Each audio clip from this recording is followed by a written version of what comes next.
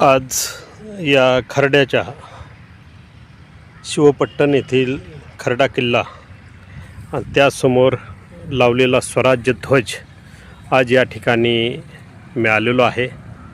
मी सतत छत्रपतींचा हा स्वराज्य ध्वज याच्या दर्शनासाठी हा लावल्यापासून येत असतो.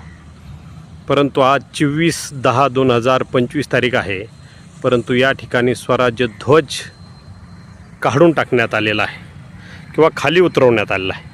परंतु छत्रपतींचा हा स्वराज्य ध्वज असा काढून टाकणं किंवा खाली उतरवणं ही एक चिंतेची बाब आहे. छत्रपतींच्या महाराष्ट्रामध्ये जर स्वराज्य ध्वज फडकताना जर दिसला नाही तर खरंच मनालासुद्धा वेदना आणि दुःख होत आहे. हा स्वराज्य ध्वज आपल्या सर्वांची अस्मिता आहे. हा स्वराज्य ध्वज आपला प्राण आहे. परंतु हा स्वराज्य ध्वज पंचायत समिती जिल्हा परिषदेच्या निवडणुकीच्या निमित्तानं काही धर्माच्या लोकांची मतं मिळावीत म्हणून हा भगवा स्वराज्य ध्वज या ठिकाणी उतरवण्यात आलेला आहे. हा स्वराज्य ध्वज हा आमचा प्राण आहे.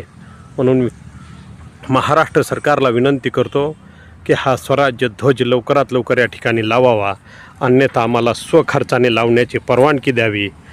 रामकृष्ण हरी.